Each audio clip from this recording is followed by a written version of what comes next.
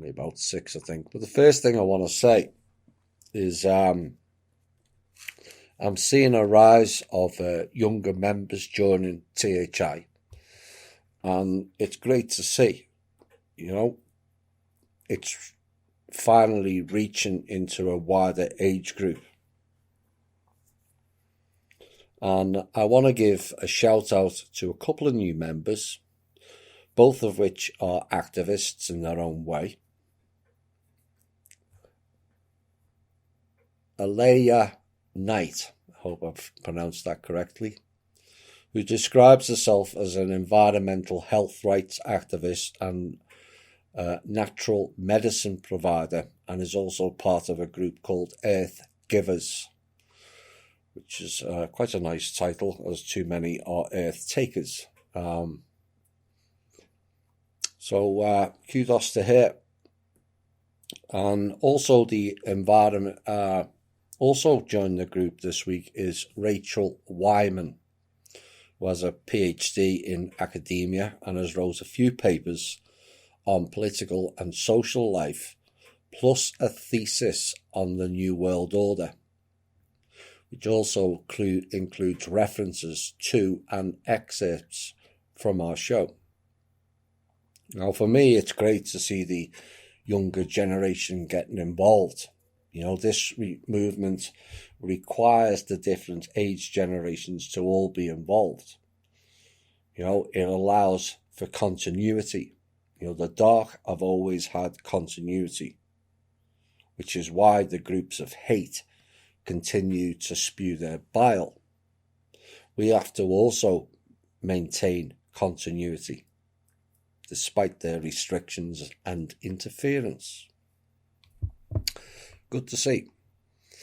President Trump's personal lawyer, Rudy Giuliani, has said that he believes there is an internal effort in the State Department, I would have gone a bit further than that, to have Trump removed from office. And in a Thursday interview with Eric Bolling, the 75-year-old former New York City mayor was asked if he believes in the existence of a, quote, deep state conspiracy, unquote. The fact that, again, it's a laugh that they're calling it a conspiracy, but the fact that they're even mentioning the term deep state now is a victory for the alt media. We've pushed it into their narrative. And it went on, is there a deep state? Is there a concerted effort within the organisation, within the State Department and or the FBI to take down President Trump? Mr. Bolling asked. Giuliani responded and said, oh yes, State Department is filled with them. It isn't that they disagree with his policies, and even that they try to undermine his policies a bit. That's been going on for years, he said. They want to get him out of office any way they can. How can you miss that this is a coup attempt is beyond being intelligent? And Giuliani went on to say that he believes the Democrats are leading the coup, and he said that the FBI and law enforcement has become intimidated by the press. And he said, unless I'm a courageous prosecutor, I know that if I investigate Rudy Giuliani, the New York Times are going to love it.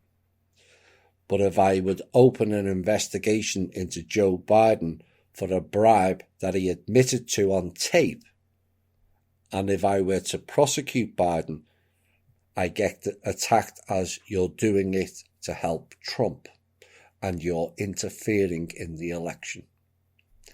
Exactly. Story we covered, I think it was last week or the week before, about the DMV in California. And lo and behold, it crops up again. Because what is happening is voters in California are being registered with the wrong party, and no one is quite sure who's to blame. Go figure.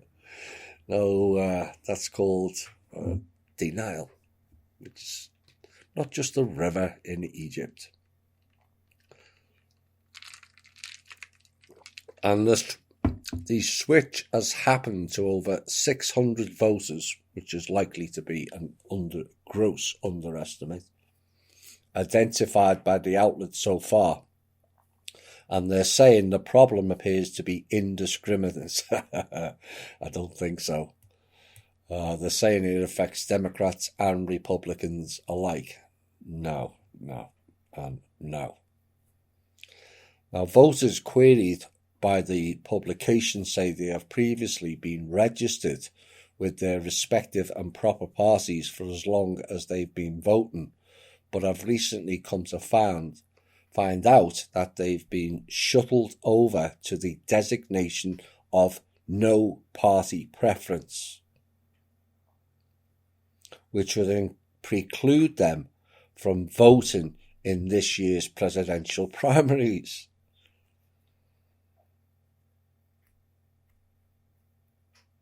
And Jana Haynes is the Public Information Officer for Sacramento County Voter Registration and Elections, and she says her department has received close to 200 calls from people saying they don't think they were registered NPP, no party preference, and said that 2/3 of those complaints had recently visited the DMV, which of course means that 1/3 hadn't recently with such vehicular.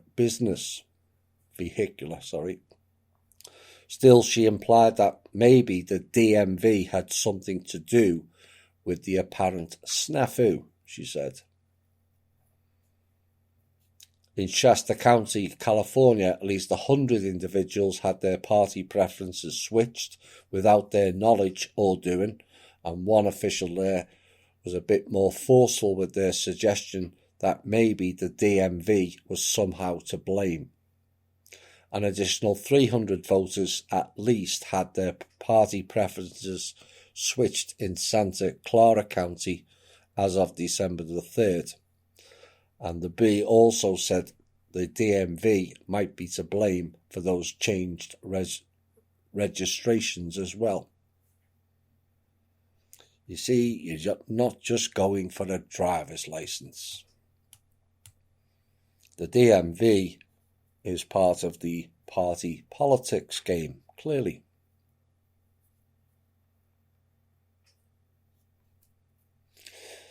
Is anyone, as an American, have you ever asked the question as why you've got to register which party you follow anywhere?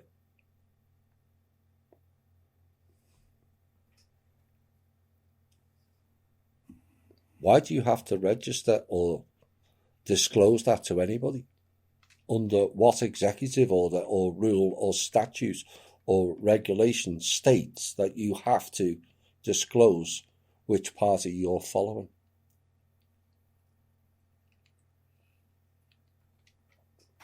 Something for Americans to ponder.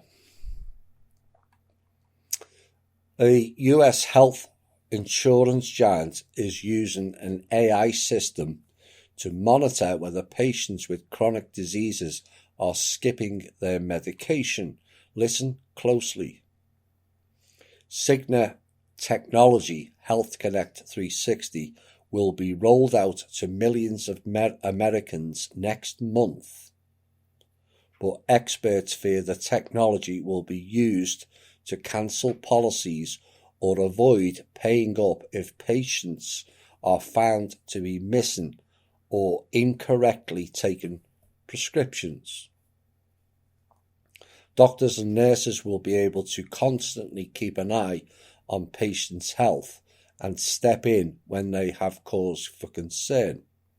For example, an alert may be triggered if patients forget to pick up their prescription or miss an appointment. Sounds fine. Patients insured with Cigna will be able to use an app, there we go again, on their laptops or phones to log on to the online database. They will input updates on their health, such as blood sugar levels, using glucometers for diabetics, and blood pressure readings for heart disease sufferers. If the AI notices a sudden spike or drop in these levels, it will alert doctors that patients may not be taking drugs or that they may not be working.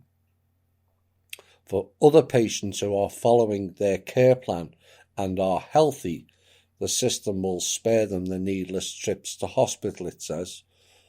And the system is intertwined with millions of patients' medical records, as well as the online pharmacy Express Scripts, which Cigna acquired for $54 billion this year. Clowns in Panic show anyone? There it is, right in your face. House Judiciary Chairman Mr. Nadler said reports of President Trump's personal attorney Rudy Giuliani's recent trip to Ukraine show a crime in progress is happening and reiterate the need for lawmakers to follow through with the impeachment process. Fine, Mr. Nadler, but let's ignore, shall we, Pelosi, Romney, Biden and John Kerry all have sons who are running clandestine operations and business practices in the Ukraine. No, let's not ignore it. That is the whole purpose behind this Ukraine-based impeachment. Republican Devin Nunes critics have obsessed this week over how he is paying for the 6 lawsuits he filed this year, but there are no public records showing how he is paid his Virginia lawyer. They're digging deep. Nunes has also said he will definitely be filing a 7th lawsuit shortly against AT&T, Verizon, and House Democrats for releasing records of his phone calls that showed Nunes communicated with allies of President Donald Trump, who are now central figures in the Democrats' impeachment inquiry. And the Democrats published the records in a report summarizing evidence that they collected from AT&T and Verizon. How can a politician collect data of that ilk?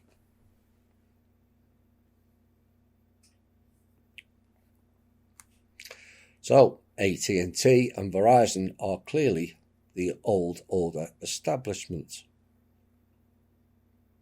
Perhaps Mr. Nunes needs to ask, where is the judicial record that the House Democrats used to acquire phone records? Because it has to go before a judge. Who was that judge?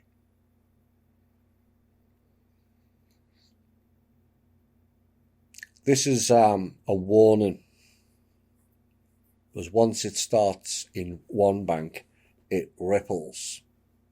And this was sent out via, I think it was a BBC publication, that investors may have to accept a discount on the value of their investments if they want to take their money out at short notice. And this is according to new proposals from bank regulators.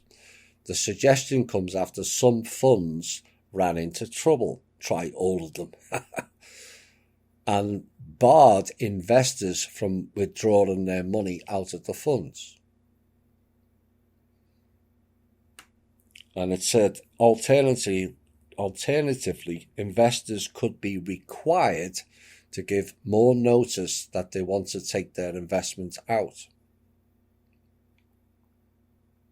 Wonder if you applied that for a loan, be it a mortgage or a car loan.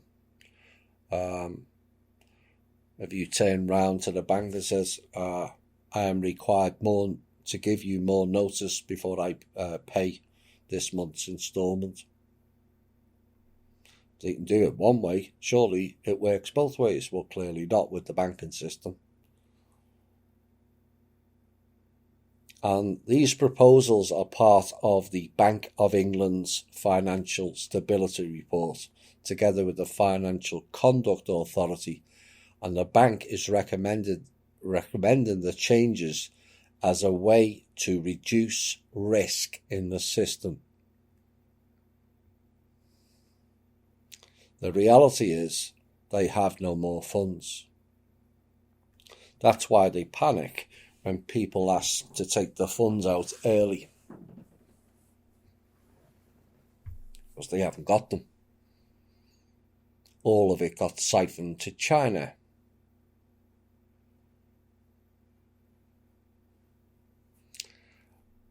But what it also warns you is they are panicking now that there's going to be a bank run.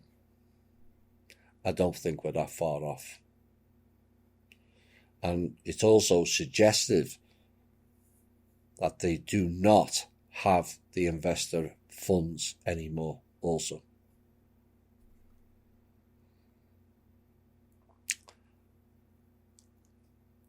A group of aggrieved crypto coin investors, investment in abject stupidity if you ask me,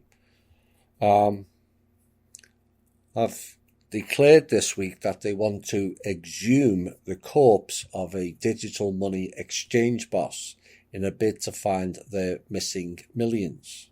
Oh dear. Fresh air tokens and fresh air bodies. And lawyers representing the out-of-pocket Quadriga CX pointers have filed a request to the Royal Canadian Mounted Police to dig up and examine the body of Gerald Cotton, the now deceased CEO of the defunct exchange. And in the letter, attorneys from the law firm Miller Thompson asked that a detailed autopsy be performed in order to determine the exact cause of death for Mr. Cotton, who is interred at a cemetery in Halifax, Nova Scotia. Now, the reason being is Cotton, conveniently in my opinion, had the only copies of the password for Quadriga's cold storage wallets, containing roughly $190 million. $190 million put into fresh air tokens. And that was the customer's cryptocurrency alleged assets. Well, of course, he died, and the company immediately went under and was mostly unable to hand back the punter's digital cash. And it was later found that the vaults were actually empty. You can see it coming a mile off, except stupid people investing in Bitcoin. And that prior to his death, Cotton had reportedly shifted truckloads of people's crypto coins in and out of personal accounts he owned under various aliases, rather than holding the money in company wallets, which leads to fears his passing was not natural, shall we say. Of course, it's not natural. He had lots of funds, and he was the only one who had access to it. And this is the stupidity we've been warning about of people buying bitcoins. It boggles the mind. But perhaps if they want to find what really happened to Mr. Cotton, from my perspective, all roads lead to the NSA and CIA, to me. They're the ones who created it.